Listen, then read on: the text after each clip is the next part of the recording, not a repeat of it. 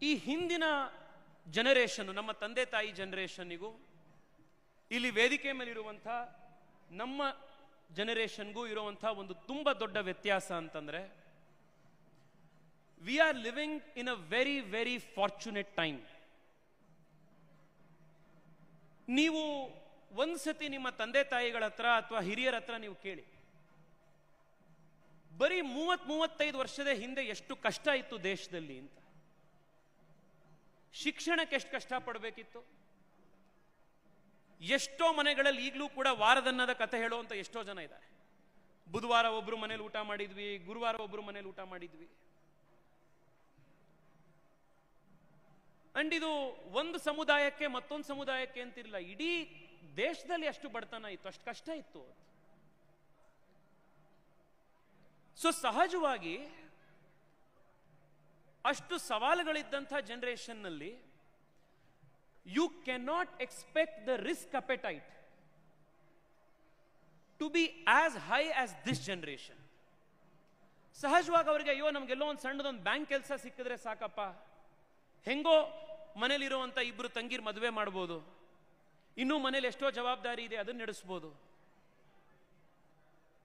ಈ ಎಲ್ಲ ಸವಾಲುಗಳು ಅವ್ರಿಗಿತ್ತು.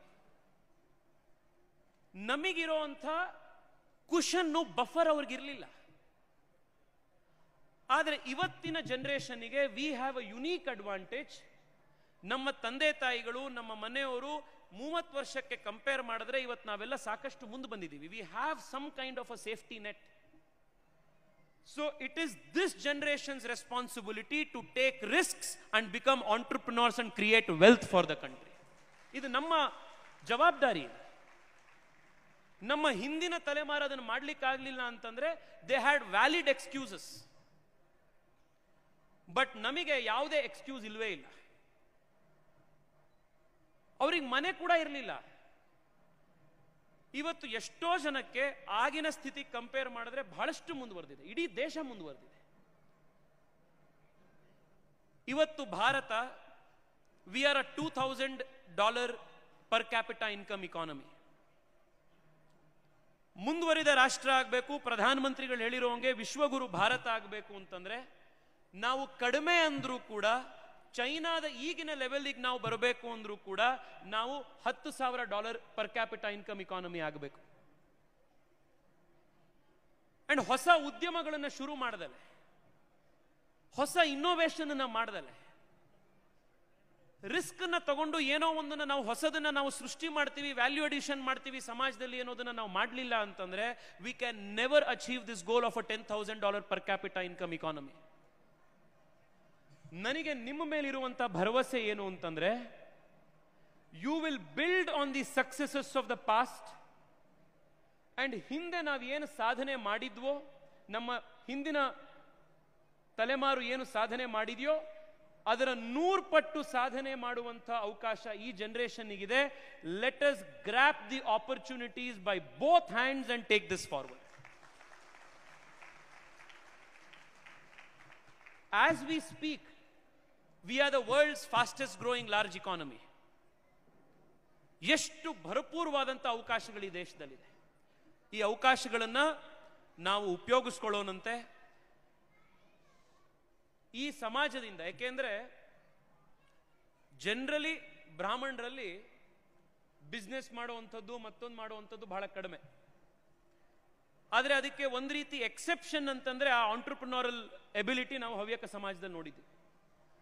ಬಟ್ ನಾವು ಇಷ್ಟಕ್ಕೆ ಕಾಂಪ್ಲೆಸೆಂಟ್ ಆಗಬಾರ್ದು, ಇಷ್ಟಕ್ಕೆ ನಾವು ಬಹಳ ಸಂತುಷ್ಟರಾಗಬಾರ್ದು. ಲಕ್ಷಾಂತರ ಜನಕ್ಕೆ ಉದ್ಯೋಗ ನೀಡುವಂಥ, ದೇಶಕ್ಕೆ ಮಿಲಿಯನ್ ಗಟ್ಟಲೆ ಡಾಲರ್ಗಳನ್ನು ಅರ್ನ್ ಮಾಡುವಂಥ, ಸಮಾಜದಲ್ಲಿ ಹೊಸ ಹೊಸ ಟೆಕ್ನಾಲಜಿಗಳನ್ನು, ಇನ್ನೋವೇಷನ್ ಅನ್ನು ತಂದು ಲಕ್ಷಾಂತರ ಕೋಟ್ಯಾಂತರ ಜನರ ಜೀವನದಲ್ಲಿ ಒಂದು ಪಾಸಿಟಿವ್ ಇಂಪ್ಯಾಕ್ಟ್ ಅನ್ನ ಮಾಡಬಲ್ಲಂಥ ಒಂದು ಅಂತಃಶಕ್ತಿ ಈ ಸಮಾಜದ ಯುವಕರಲ್ಲಿದೆ. ಅದನ್ನ ನಾವು ಗೌರವಿಸಿಕೊಂಡು ನಾವು ಅದರ ಮೇಲೆ ಕೆಲಸ ಮಾಡಬೇಕಿದೆ. This is my very very sincere request. ಹಿಂದೆ ನೀವು ಒಂದು ಬಿಸ್ನೆಸ್ ಮಾಡಬೇಕು ಅಂತಂದ್ರೆ ನಿಮಗೆ 5 ಲಕ್ಷ ರೂಪಾಯಿ ಲೋನ್ ಹುಟ್ಟಿಸೋದು ಕಷ್ಟ ಆಗ್ತಾ ಇತ್ತು. ಇವತ್ತು ನಿಮಗೆ ಸರ್ಕಾರದ stand up India, startup India, Mudra ಯೋಜನೆ ಲೋನ್ಸ್ಗಳು, ವಿಸಿಗಳು, ಏಂಜಲ್ ಇನ್ವೆಸ್ಟರ್ಸ್ಗಳು, ಎಷ್ಟು ದೊಡ್ಡ ಇಕೋಸಿಸ್ಟಮ್ ಇವತ್ತು ದೇಶದಲ್ಲಿ ಇಂಪ್ರೂವ್ ಆಗ್ತಾ ಇದೆ. ಇದ್ರ ಕಡೆಗೆ ನಾವು ಹೋಗಬೇಕು. ಇದಕ್ಕೆ ಮುಂದುವರೆದು ಸಪೋರ್ಟ್ ಮಾಡ್ತೀವಿ ಎನ್ನುವಂಥ ಮಕ್ಕಳಿಗೆ ತಂದೆ ತಾಯಿಗಳು ದಯವಿಟ್ಟು ಅವರಿಗೆ ಪ್ರೋತ್ಸಾಹ ಮಾಡಬೇಕು, ಅವರಿಗೆ ಬೆನ್ನು ತಟ್ಟಬೇಕು ಅನ್ನುವಂಥ ಮನವಿ ಕೂಡ ಈ ಸಂದರ್ಭದಲ್ಲಿ ನಾನು ಮಾಡ್ತಾ ಇದ್ದೀನಿ. ಯಾಕೆಂದ್ರೆ ಎಷ್ಟೋ ಸತಿ ಮಕ್ಕಳಿಗೆ ದರ್ ಗ್ರೇಟೆಸ್ಟ್ ಬ್ಯಾಟಲ್ ಯಾವ್ದಾಗೋಗತ್ತೆ ಅಂತಂದ್ರೆ, ಹೊರಗಡೆ ಇರೋರೆಲ್ಲರೂ ಕನ್ವಿನ್ಸ್ ಮಾಡಿರ್ತಾರೆ ಅವರು, ಆದ್ರೆ ಮನೇಲಿರುವಂತ 4 ಜನನ ತಂದೆ ತಾಯಿಗಳನ್ನ ಕನ್ವಿನ್ಸ್ ಮಾಡೋದೇ ಬಹಳ ಕಷ್ಟ ಆಗ್ಬಿಡುತ್ತೆ. ವರ್ಕೌಟ್ ಆಗ್ಲಿಲ್ಲ ಅಂದ್ರೆ it's okay. We must be okay to fail and we must be okay to rebuild. ಅವಾಗ ಮಾತ್ರ ದೊಡ್ಡ ದೊಡ್ಡ ಸಾಧನೆಗಳನ್ನು ಮಾಡ್ಲಿಕ್ಕೆ ಸಾಧ್ಯ ಆಗೋದು. ಆ ಕಲ್ಚರ್ಗೂ ಕೂಡ ತಂದೆ ತಾಯಿಗಳು ಮಕ್ಕಳಿಗೆ ಸಹಾಯ ಮಾಡಬೇಕು ಅಂತ ನಾನು ಮನವಿ ಮಾಡ್ತಾ ಇದ್ದೀನಿ ಈ ಸಂದರ್ಭದಲ್ಲಿ. ನನ್ನ ಕಡೆಯ ಒಂದು ರಿಕ್ವೆಸ್ಟ್ ಇದೆ. ನೀವೆಲ್ಲರೂ ಕಳೆದ ಕೆಲವು ದಿವಸಗಳಿಂದ ನ್ಯೂಸ್ ಪೇಪರ್ನಲ್ಲಿ 2-3 ದಿವಸದಿಂದ ಯು ಮಸ್ಟ್ ಬಿ ಫಾಲೋಯಿಂಗ್ ಅಮೆರಿಕಾದಲ್ಲಿ ಏನ್ ನಡೀತಾ ಇದೆ ಚರ್ಚೆ ಅಂತ. ಅಮೆರಿಕದಲ್ಲಿ ಟ್ರಂಪ್ 2-3 ದಿವಸದ ಹಿಂದೆ ಭಾರತದಲ್ಲಿ ಹುಟ್ಟಿರುವಂತ ಶ್ರೀರಾಮ್ ಕೃಷ್ಣನ್ ಅನ್ನುವಂಥ ಒಬ್ಬ ಇಂಜಿನಿಯರನ್ನ ಅಮೆರಿಕ ದೇಶದ ಆರ್ಟಿಫಿಷಿಯಲ್ ಇಂಟೆಲಿಜೆನ್ಸ್ ಫ್ರೇಮ್ವರ್ಕ್ ಅನ್ನ ರೆಗ್ಯುಲೇಷನ್ ಅನ್ನ ಹೆಡ್ ಮಾಡುವಂತ ಒಂದು ಬಹಳ ಇಂಪಾರ್ಟೆಂಟ್ ಪೊಸಿಷನ್ಗೆ ಅಪಾಯಿಂಟ್ ಮಾಡಿದ್ರು. ಟ್ವಿಟರ್ ನಲ್ಲಿ ಇರೋರು ಮತ್ತೆ ಗ್ಲೋಬಲ್ ನ್ಯೂಸ್ ನ ಫಾಲೋ ಮಾಡ್ತಾ ಇರೋರು ನಿಮಗೆ ಗೊತ್ತಿರುತ್ತೆ. ಕಳೆದ 3 ದಿವಸದಲ್ಲಿ the amount of racism, the amount of hate that this just single appointment has generated, unbelievable.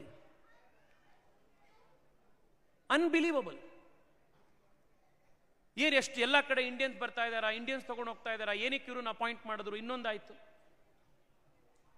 ನೀವು ಯೋಚನೆ ಮಾಡಿ, ಇದಕ್ಕಿಂತ ಇಂಪಾರ್ಟೆಂಟ್ ಪೋಸ್ಟಿಗೆ ಇಲಾನ್ ಮಸ್ಕ್ ಅನ್ನ ಅಪಾಯಿಂಟ್ ಮಾಡಿದ್ದಾರೆ. ಇನ್ನೆಷ್ಟು ಜನ ನಾನ್ ಬ್ರೌನ್ ಪೀಪಲ್ ನ ಅಪಾಯಿಂಟ್ ಮಾಡಿದ್ದಾರೆ. ಎಷ್ಟೋ ಜನ ಬೇರೆ ದೇಶದಲ್ಲಿ ಹುಟ್ಟಿರುವಂತ ಹಿಸ್ಪ್ಯಾನಿಕ್ಸ್ ಅನ್ನ, ವೈಟ್ಸ್ ಅನ್ನ ಅಪಾಯಿಂಟ್ ಮಾಡಿದ್ದಾರೆ. ಆದ್ರೆ ಅವ್ರು ಯಾವ ವಿಷಯದಲ್ಲಿ ಬಂದಾಗಲೂ ಕೂಡ ಇಷ್ಟೊಂದು ರೇಸಿಸಮ್ ಅಪೋಸಿಷನ್ ಬರಲಿಲ್ಲ. ಆದ್ರೆ ಶ್ರೀರಾಮ್ ಕೃಷ್ಣನ್ ಅಪಾಯಿಂಟ್ಮೆಂಟ್ಗೆ ಇಷ್ಟೊಂದು ಅಪೋಸಿಷನ್ ಯಾಕೆ ಬಂದಿದೆ ಅಂದ್ರೆ, ಚರ್ಮದ ಬಣ್ಣ ಬೇರೆ ಇದೆ ಅಂತ. There is an underlying message ನಮ್ಮೆಲ್ರಿಗೂ ಕೂಡ. ಬೇರೆ ದೇಶ ಎಷ್ಟೇ ಆಪರ್ಚುನಿಟಿಗಳನ್ನ ಕೊಟ್ಟು, 2 ಕೈಯಿಂದ ಕೂಡ ನಾನು ನಿಮ್ಮನ್ನು ಬರ ಮಾಡ್ಕೋತೀನಿ, ನಿನಗೆ ಪ್ರಯಾರಿಟಿಲಿ H1B ವೀಸಾ ಕೊಡ್ತೀನಿ ಅಂತಂದ್ರೂ ಕೂಡ ಅದು ಯಾವತ್ತೂ ಕೂಡ ನಮ್ಮದು ಅಂತ ಆಗೋದಿಲ್ಲ. ಇದಕ್ಕೆ ಒಂದೇ ಸೊಲ್ಯೂಷನ್ ಏನು ಅಂತಂದ್ರೆ, ಮುಂದಿನ ಜನರೇಷನ್ ಗೂಗಲ್, ಮುಂದಿನ ಜನರೇಷನ್ ಆಪಲ್, ಮುಂದಿನ ಜನರೇಷನ್ ಮೈಕ್ರೋಸಾಫ್ಟ್ ನಂತ ಕಂಪನಿಗಳು ಭಾರತದಿಂದ ಬರಬೇಕು, ಭಾರತದ ಫೌಂಡರ್ಗಳದನ್ನ ಕಟ್ಟಬೇಕು. That is the only solution for this. ನಾವು ಇವತ್ತು ಮಾತನಾಡ್ತಾ ಇದ್ವಿ, ನನಗೆ ಕಳೆದೊಂದು 4-5 ದಿವಸದಿಂದ ನನ್ನ ಯಾವ DM ಓಪನ್ ಮಾಡಿದ್ರು ಸಾವಿರಾರು message, thank you US consulate ತಗೊಂಡ್ಬಂದಿದ್ದಕ್ಕೆ ಬೆಂಗಳೂರಿಗೆ ಅಂತ. US ಕಾನ್ಸುಲೇಟ್ ಬೆಂಗಳೂರಿಗೆ ಬಂದಿದ್ದು ಸಂತೋಷ ಇದೆ. ಬಟ್ ನನಗೆ ಇನ್ನೊಂದು ಆಶ್ಚರ್ಯ ಆಗಿದ್ದು, ಫ್ಲಿಪ್ ಸೈಡ್ ನಾನು ಕೌಂಟರ್ ಇಂಟ್ಯೂಟಿವ್ ಅಲ್ಲಿ ನೋಡಿದಾಗ, ಇಷ್ಟೊಂದು ಜನ ತುದಿಗಾಲಲ್ಲಿ ನಿಂತಿದಾರಲ್ಲಪ್ಪ, ಬಂದ್ರೆ ಅವಕಾಶ ಸಾಕು ಓಡೋಗ್ಬಿಡೋಣ ಅಮೆರಿಕಾಗೆ ಅಂತ. I am not saying everything is right in India, but the responsibility to fix things in India is ours, nobody else's. ಇದು ನಮ್ಮ ಜವಾಬ್ದಾರಿ. And the example of Sriram Krishnan's appointment is a glaring example ನಮಗೆ. ನೀನ್ ಎಷ್ಟೇ ಸಾಧನೆ ಮಾಡಿರ್ಬೋದು, ಎಂತ ಹೈ ಸ್ಕಿಲ್ಡ್ ಇರ್ಬೋದು, ನೀನ್ ಏನೇ ಇರ್ಬೋದು, ಬಟ್ ಫ್ರಂಟ್ ಲೈನಿಗೆ ನಿಮ್ಮನ್ನು ತಗೊಂಡು ಬರ್ತೀವಿ ಅಂದಾಗ ಒಂದು ಕಲ್ಚರಲ್ ರೆಸಿಸ್ಟೆನ್ಸ್ ಅಲ್ಲಿ ಕೂಡ ಕಾಣುತ್ತೆ ಅಂತ. ಆ ಕಲ್ಚರಲ್ ರೆಸಿಸ್ಟೆನ್ಸ್ ಪ್ರಪಂಚದ ಎಷ್ಟೋ ದೇಶಗಳನ್ನ ನಾವು ನೋಡ್ತೀವಿ. ಬಟ್ ಅದನ್ನ ನಾವು ಬಗೆಹರಿಸಬೇಕು ಅಂತಂದ್ರೆ, ನಮ್ಮ ದೇಶದಲ್ಲಿ ಈ ಮಟ್ಟದ ಕಂಪನಿಗಳನ್ನ, ಇನ್ಸ್ಟಿಟ್ಯೂಷನ್ಸ್ ಅನ್ನ ನಾವಿವತ್ತು ಕಟ್ಟಬೇಕಾಗಿದೆ. ಇದು ನಾನು ನಿಮ್ಮಲ್ಲಿ ಮಾಡ್ತಾ ಇರುವಂತಹ ಮನವಿ. I am trying to give a big picture of what we need to do. ಕಡೆಯದಾಗ ಒಂದು ಮನವಿ ಇದೆ.